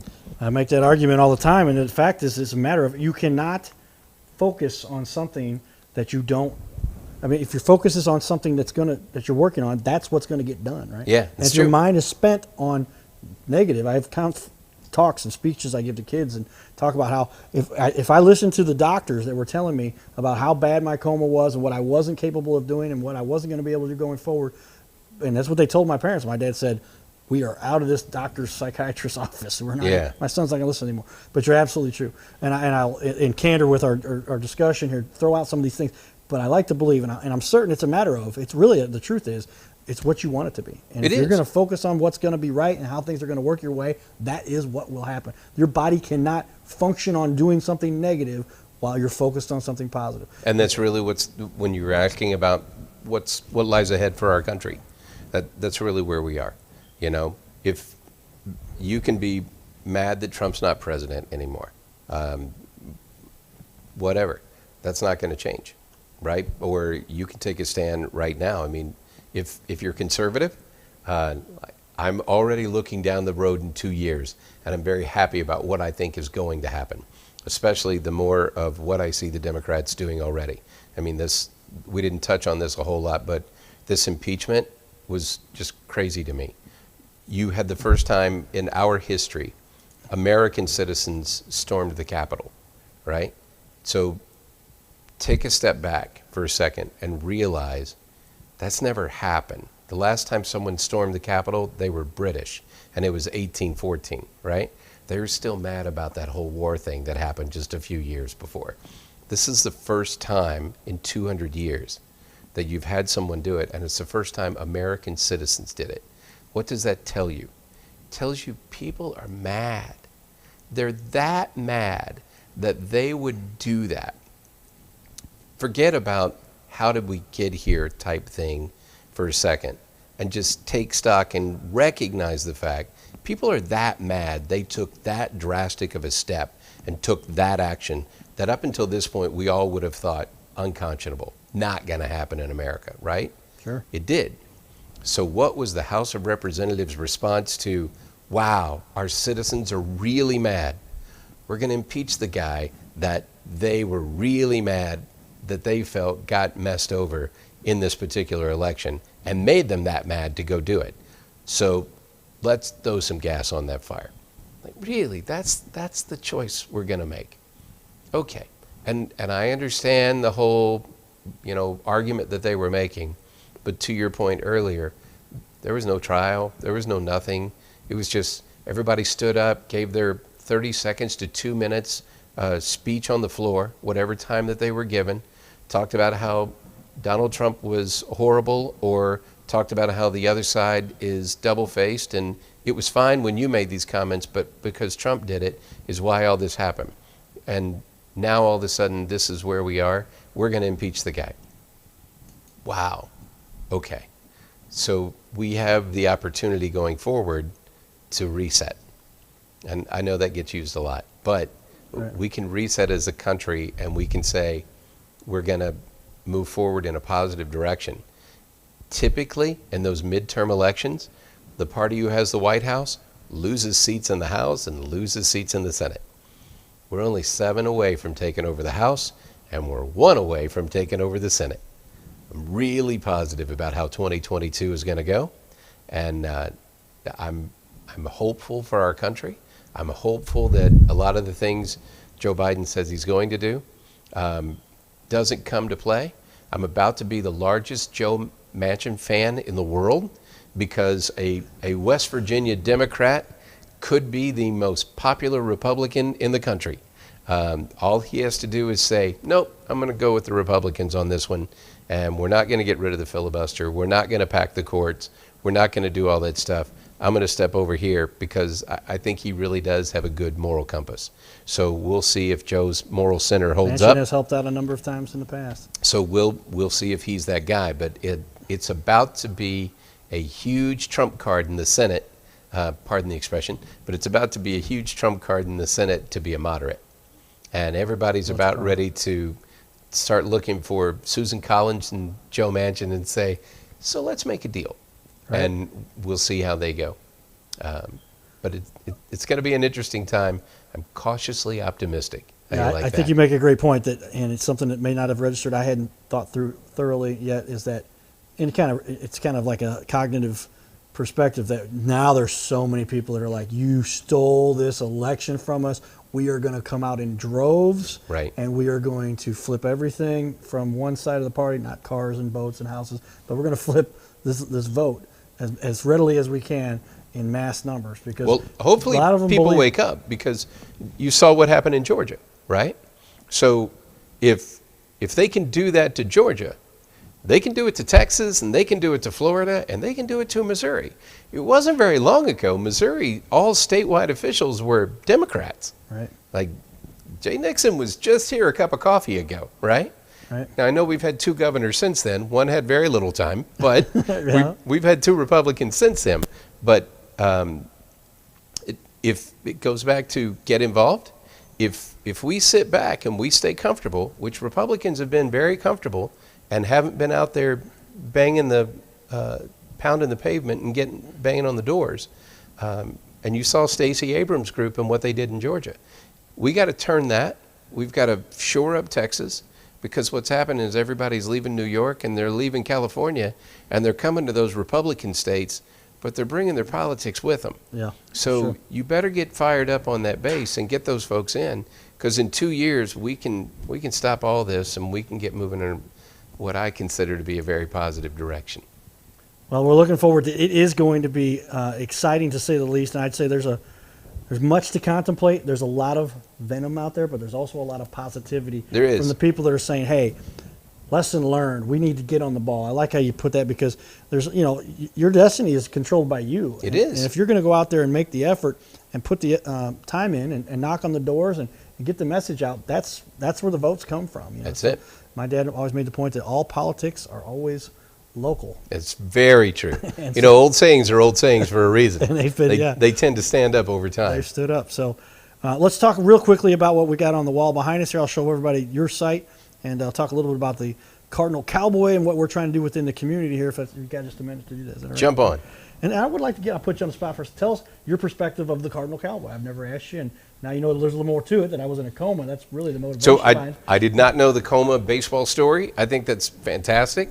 I love the fact when people just embrace their vision and embrace who they are, right?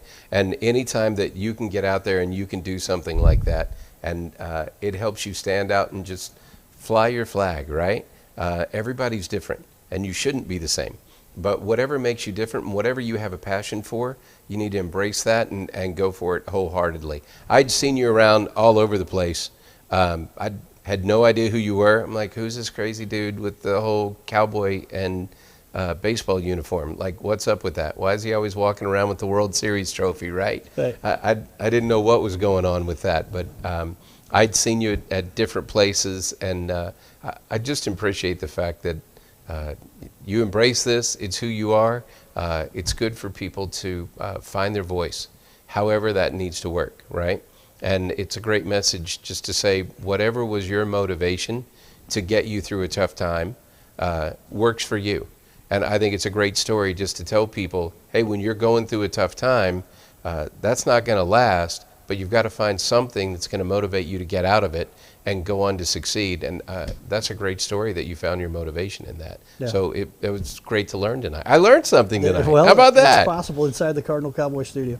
And that is it. And the message beyond that is, it's tied to it is, if you think you can, my dad says this one too, or if you think you can't, you are correct, right? I think that came from Henry Ford. I believe it did. And so it's not the error in baseball. It's not the error in life that kills you. It's that causes you to lose the game. It's how you respond to that error. True. And I bounced back like no doctors expected. We had another show on the Cowboy Judge the Cowboy Judge show, And doctor, I walked in with the hat on. He's like, "What's this about?" I like the STL. I had the STL one on, and he's wearing a T-shirt and whatever. And I just said, "Well, here's a story." And he goes, "Let me tell you something. You know what I used to do?" I'm like, "I'm guessing you're retired right now," because he was at the bar hanging out. And he goes, "I used to be a trauma room emergency surgeon." Ooh. And he said, "Let me tell you something. 1 out of 50, no, 1 out of 100 recover from a coma like you went through and get back to what they call full brain function." There's still some question about the full brain. That's true. Brain function part, but he does walk around like a cardinal cowboy. So right. there is that. Well, and part of that is I don't care what people think. I'm going to do what I think makes me happy, what I find inspires other people. I have other people that I used to hang out with that I don't hang out with anymore that would tell me, "Do you see the way some of the people look at you?" And something I'm like, "You're worried about those 2 jokers over there getting drunk, while I've got 17 kids in front of me that want to come up and get a picture." Right. I want to have the positive influence with them. And the whole point of the Cardinal Cowboy thing is certainly true.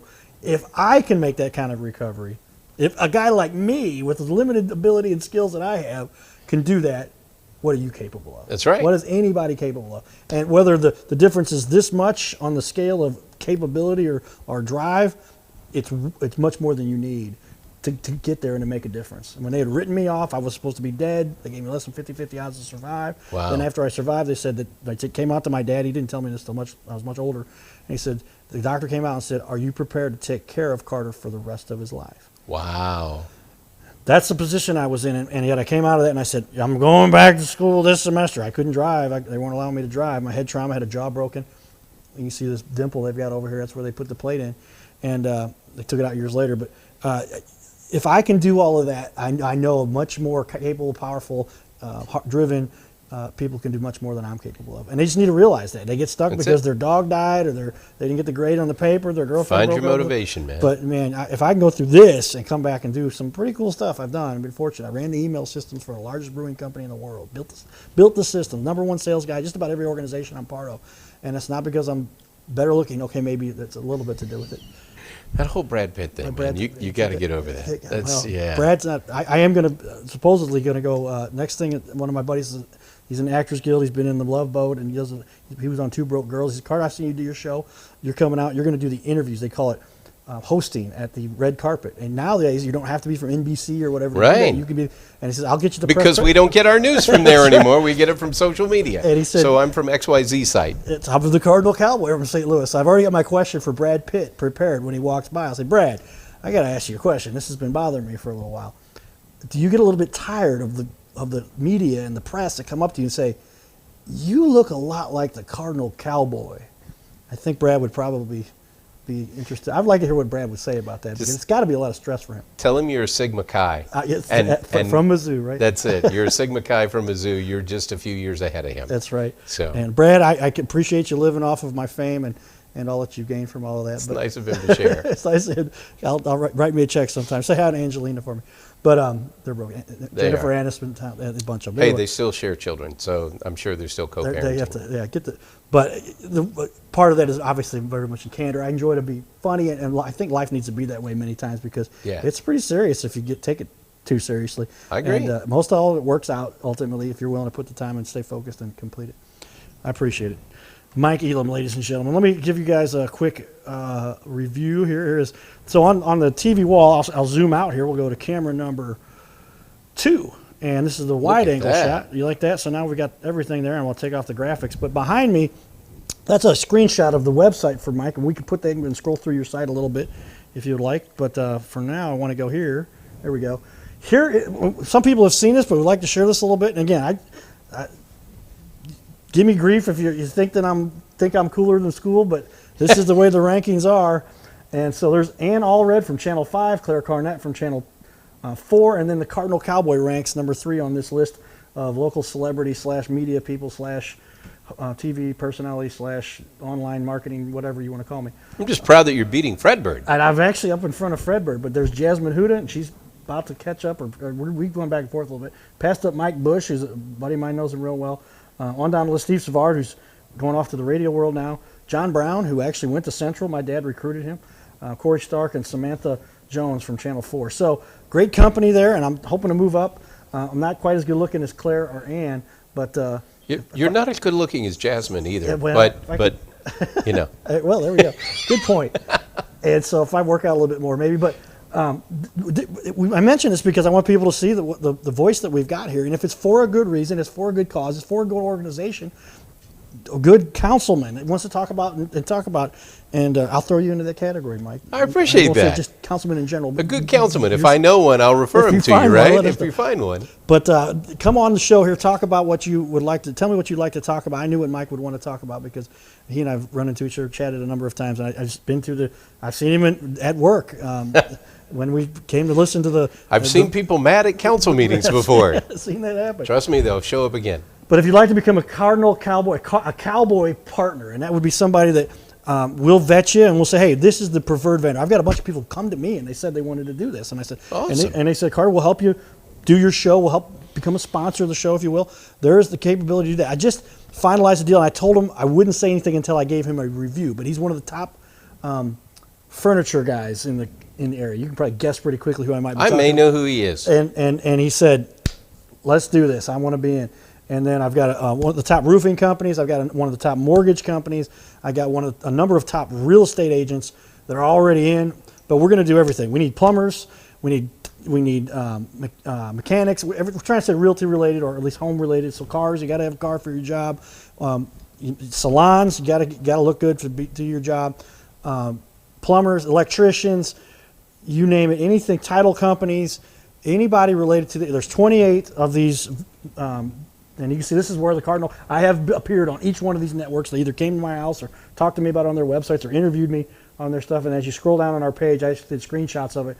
Here are some of the categories we're talking about. But an insurance broker, a remodeling expert, a home warranty company, a moving company, appliance company, flooring company, decking company, rental, photography, storage, handyman, fence. If you do it, we've got a category for you. Well, and we narrowed it to 28. There's about 100 professions out there. We did some research. But we're narrowed it to 28. And if you fit into these core 28 that are pretty well directly related to the real estate / housing industry, we would like to partner with you to say, hey, we want to find some good people that we can refer. Because these days, there's so much advertising, there's so much out there, it's hard to disseminate what is best and who's accurate and who's telling. But we'll vet them and say, hey, is this somebody I trust, somebody I know? I'll give them a strong referral, and we'll link them to this particular company that we select from each region. We're going to do this by region: St. Charles, St. Louis, North County, South County, Metro East North, maybe Metro East South. We might do St. Louis City and South County. So of course, the one from St. Charles County will be the best. That will be just saying. And I did some economic breakdown as far as the numbers go, and as far as overall economic growth and all the earnings potential. I mean, St. Charles is doing well. St. Louis County has done so well for so long, especially South County area. But now they're getting rivaled pretty strongly and getting passed up in a number of categories by St. Charles. That's just kind of the way it went. The city's kind of migrated. You hate to hear that, don't you? Everybody used to live in North County, and then they said, okay, let's move to South County, and now they're saying go move up to St. Charles. Well, hey, I told you my wife went to Pattonville High School, so we had her class reunion a number of years ago. I won't say what year it was, but at the reunion that we had, almost everyone that she graduated high school with lives in St. Charles County now. Well, so we would love to have you come out here. No matter what you do of these 28 categories, we would love to have you come out and do it out here. Absolutely.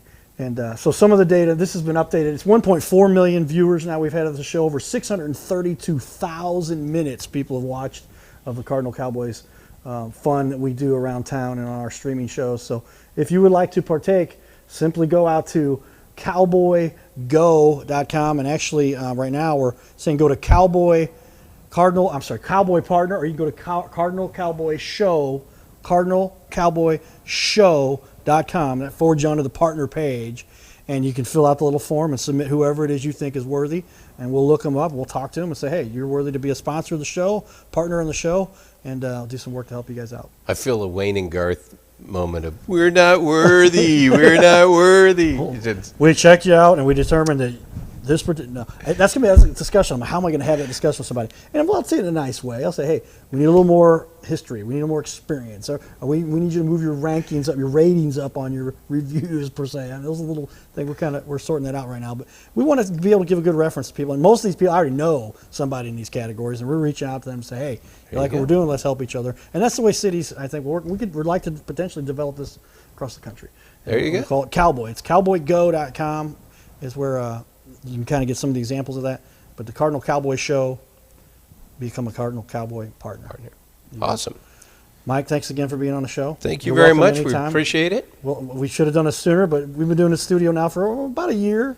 I love the studio. I think this is fantastic, and I'm happy to come back anytime. I always appreciate the discussion. Yeah, well, you gave some great topic discussion and allowed me to. People, when I'm off camera, I'm sharing and I'm running the show. Paul Brown, a famous KMOX personality, been on ABC. Paul Brown's a great guy. Great guy. He'd been in the studio. He says, "You realize you're doing like the job of like 12 people that normally." I said, "Well, it's the repercussion of my coma."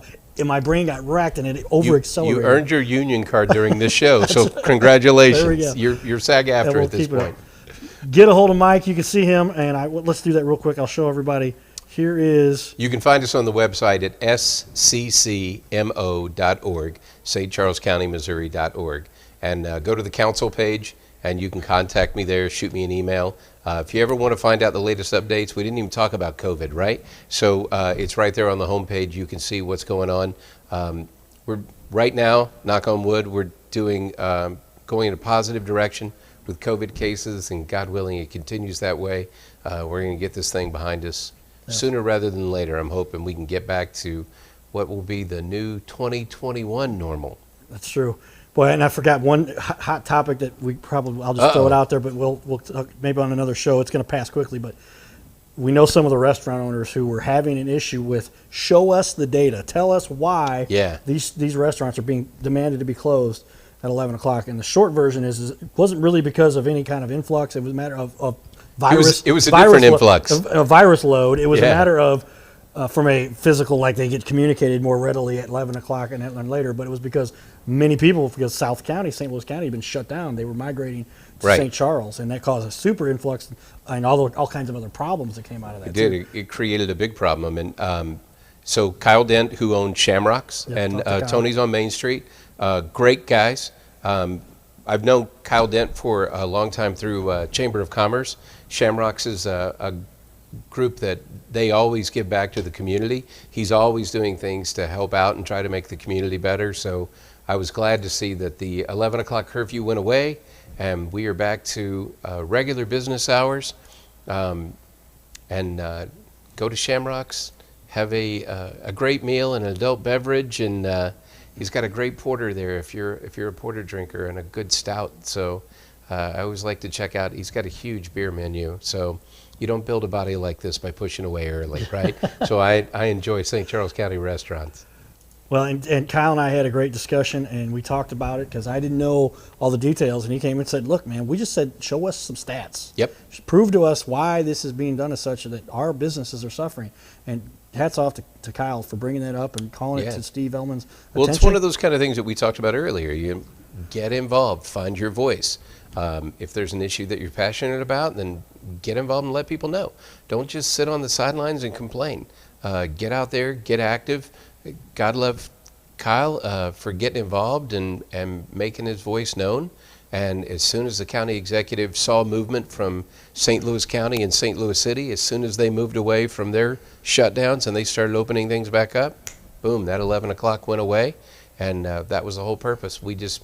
St. Charles County couldn't be the only bars open at night because everybody in the region from Illinois and the city and St. Louis County all came over here, and not all of them were well-intended. Yeah. So as prosecuting attorney Tim Lomar will tell you, any given time, the St. Charles County Jail has 60% of its residents from people who do not live in St. Charles County. Really? People who come over here and decide to do bad things. But we prosecute you when you do bad things in St. Charles County. And God love Tim Lomar. He's a great guy. He's a fantastic prosecutor, and we're lucky to have people. He's been like on the Cowboy Judge show a couple times. See, I was late to this party. I can't believe I just showed up. And doing a great job. And to follow up on your point, I saw friends as a Cardinal Cowboy spend a lot of time downtown. I spent a lot of time at Cardinal games. Spent some time on the Illinois side. Yep. Just with businesses. We won't talk about your Illinois side. Well, time. baseball. Baseball. Right. That's it. The Grizzlies are over there. There's the Grizzlies. That's right. But part of my territory was over there. Okay. And that's the real reason. But the truth is, I mean, I get to see people from all over, and a lot of them from Clayton, et cetera, that come from downtown into Clayton. And I saw my friends coming from Clayton showing up at my bars that I go to 5 minutes from where I live in Main Street in St. Charles, and I'm like, what the heck are you guys doing out here? The door was packed. It was 11:15, 11:20. There you because go. their places had all been shut down, and it's just. Then they And show I up. think the positive from that was that there's now now they know about St. Charles and the Yes. festivities and the entertainment we have out here that they previously have likely not been so familiar with. We welcome you back. Streets of St. Charles has been a fantastic companion to Main Street. And Mike Klinghammer, who is the Economic Development Director for the City of St. Charles, he and I were having lunch one day at the Streets of St. Charles. And we know quite a few people between Mike and I. So we're sitting in the restaurant, and we just kind of looked around and said, do you know anybody here? And I said, nope. He goes, me neither. So what that means is we got a lot of folks from outside of the area who've decided to come over and dine with us, and we welcome them all. We welcome them all to be safe and come over and enjoy a great time. We would love to have you. If you're a business and you're looking for a place to expand, St. Charles County would be a fantastic place for you. If you're looking to move out of Sam Page's communist county, I'm just kidding, partially. I have said we that would myself, love I for you think, in my to sleep. come explore St. Charles I County. said there's the free part of St. Louis, and then there's the communist part of That's St. right. Louis. There's a lot going on in St. Louis County right now, and I hope that they get everything worked out. I had heard that. I'm not sure I said it, but I heard that. I hope they get everything worked out peacefully over there. Well, it's just a matter of, and I'd been dealing with some guys who had a lot to do with the kids' sports and all the stuff that was being Yeah. shut down at the same time. They're saying, please show us the data. Why is this going on?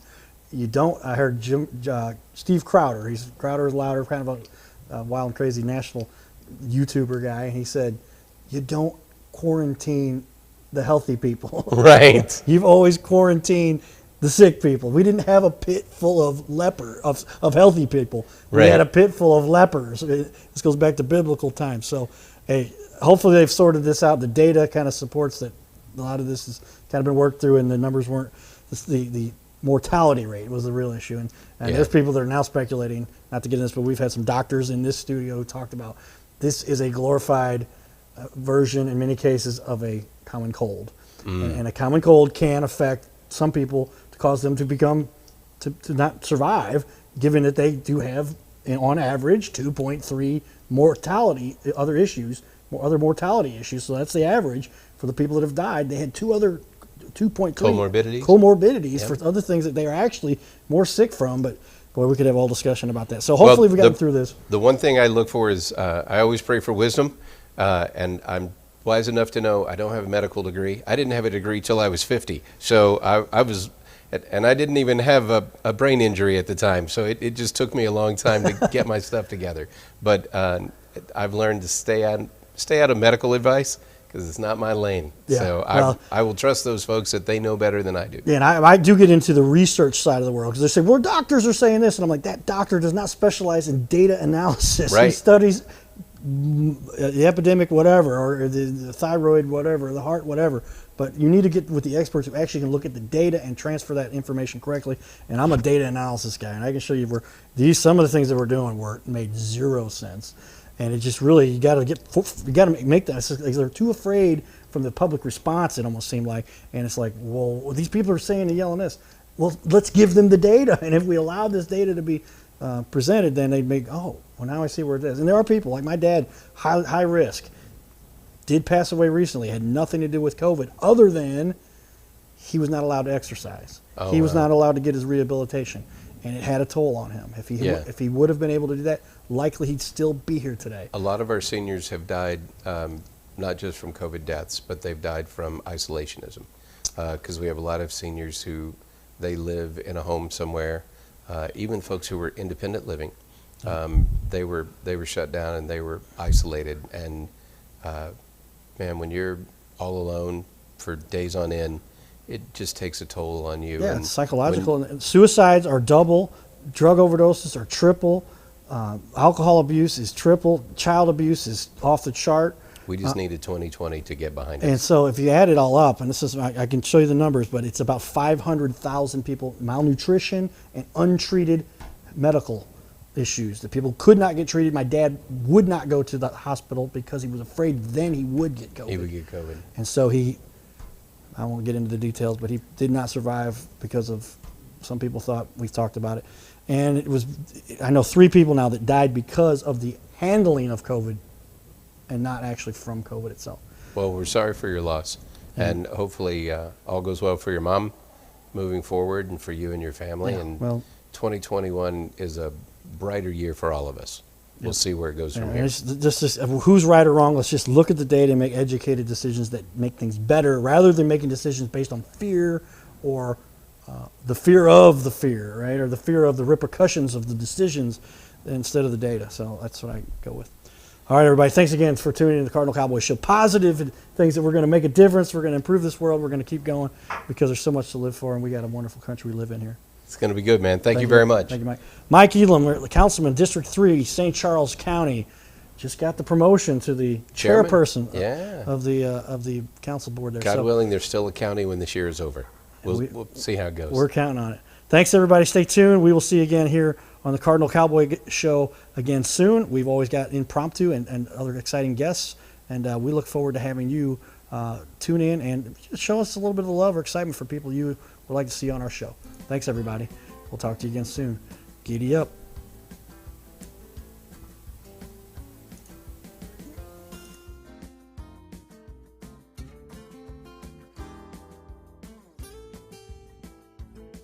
This is the Cardinal Cowboy Show.